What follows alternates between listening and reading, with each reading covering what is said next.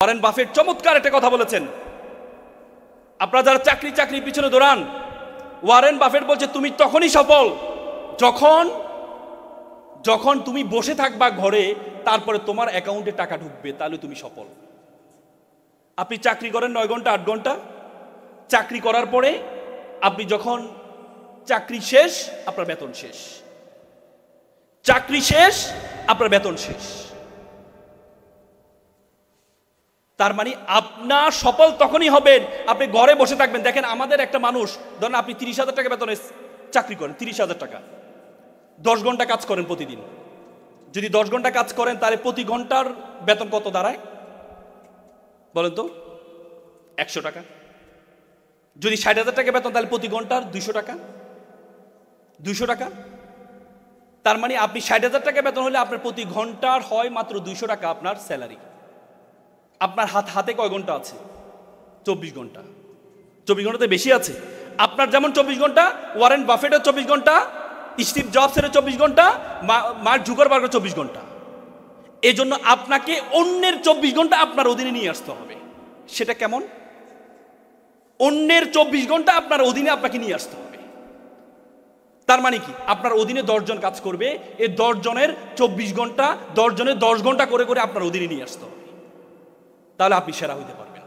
আর আপনি যদি বলেন না আপনার যে ঘন্টা আছে সেটাই করে আপনি বড় হবেন, আপনি বড় হইতে পারবেন না, আপনি বড় হইতে পারবেন না। এই জন্য অন্যের ঘন্টাকে আপনার ঘন্টার সাথে যদি যুক্ত করতে পারেন তাহলে আপনি সফল হবেন।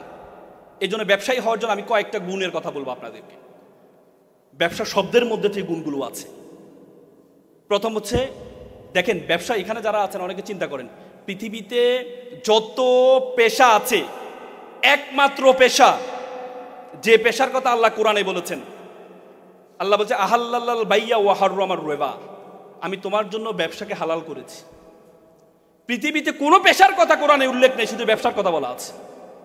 আশারে মুবাশশারা যারা জান্নাতে সুসংবাদ পেয়েছেন যে 10 জন, তার মধ্যে 9 জনই ব্যবসায়ী ছিলেন। আল্লাহ রাসূল নিজে ব্যবসায়ী ছিলেন, তার ওয়াইফ ব্যবসায়ী ছিলেন, তার 4 খলিফা ব্যবসায়ী ছিলেন। তার মানে আপনি ব্যবসায়ী হওয়ার জন্য এত হীনমন্যতা ভোগেন কেন? হীনমন্যতা ভোগেন কেন? আপনার সবসময় মনে করেন টাকা লাগবে, ব্যবসার টাকা ছাড়া তো ব্যবসা হয় না। না, যারা বড় বড় ব্যবসায়ী হয়েছে তাদেরকে জিজ্ঞেস করে দেখেন তারা কত টাকা দিয়ে শুরু করেছে, তারা কত টাকা দিয়ে শুরু করেছে জিজ্ঞেস করে দেখেন। পৃথিবীতে সবসময় টাকা লাগে না ভাই। পাঠাও, উবার, তাদের নিজস্ব কোন গাড়ি আছে? গাড়ি আছে, একটা গাড়ির মালিক তারা, কিন্তু লক্ষ লক্ষ গাড়ি। পৃথিবীর যে দেশে যাবেন উবার আপনার অ্যাক্টিভ। পৃথিবীর কোটি কোটি গাড়ি তারা ডিল করে কিসের মাধ্যমে? শুধুমাত্র একটা সফটওয়্যার কারণে। তার কি টাকা লাগছে? পাঠাও, ইলিয়াস, তারা যে এই করেছিল, তাদের নিজস্ব কোনো গাড়ি আছে? স্টুডেন্ট অবস্থায় তারা এই অ্যাপসটা তৈরি করেছিল। তার মানে শুধুমাত্র thinking is a very important. আমি কিছু আগে সিঙ্গাপুর গিয়েছি।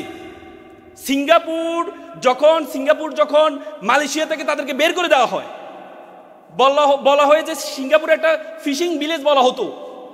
ফিশিং ভিলেজ মানে সেটাতে মাছ ধরার একটা গ্রাম।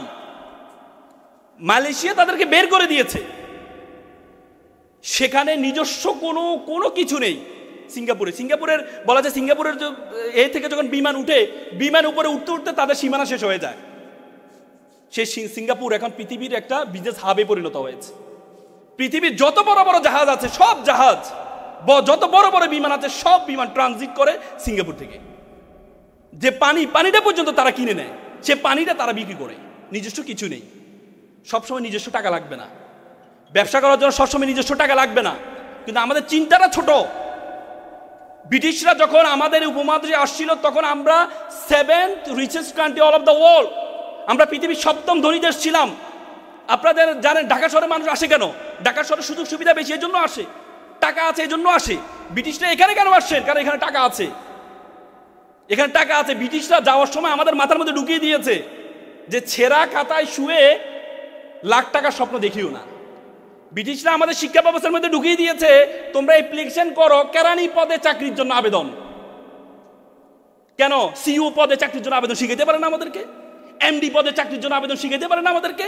কেন আমাদের শিখতে হবে কেরানি পদে চাকরির জন্য আবেদন? আমাদের শিক্ষা ব্যবস্থার মধ্যে এমন কিছু ঢুকিয়ে দিয়েছে তুমি লাখপতি, তোমাকে আবেদন করতে হয় আমার বাবা কৃষক, আমার চলতে পারি না, সুতরাং আমাকে কি বৃত্তি দেওয়া হোক। মিথ্যা থেকে শুরু করেছে তোমাকে শিক্ষা। ছোটবেলা হাঁটি মাটিম ডিম, তারা মাঠে মাঠে ডিম, এমন কোনো প্রাণী আছে? না, তোমাদেরকে শেখানো হয়েছে, আমাদের মধ্যে শেখানো হয়েছে। ডিভাইড অ্যান্ড রুল ব্রিটিশদের। তারা বলে যে তোমরা সবসময় একজন একজনের পিছনে লেগেই থাকবি, তোরা আর অন্যদিকে তাকানো তোদের চিন্তা করতে হবে না, নিজের পিছনে লেগে থাক। এই জন্য দুই বাংলাকে ভাগ করে দিছে, কাশ্মীরকে ভাগ করে দিছে, দুই পাঞ্জাবকে ভাগ করে দিছে। পাঞ্জাব দুই ভাষা একই, কিন্তু রাষ্ট্র হচ্ছে দুইটা, একটা হচ্ছে লাহোর আর একটা হচ্ছে হরিয়ানা।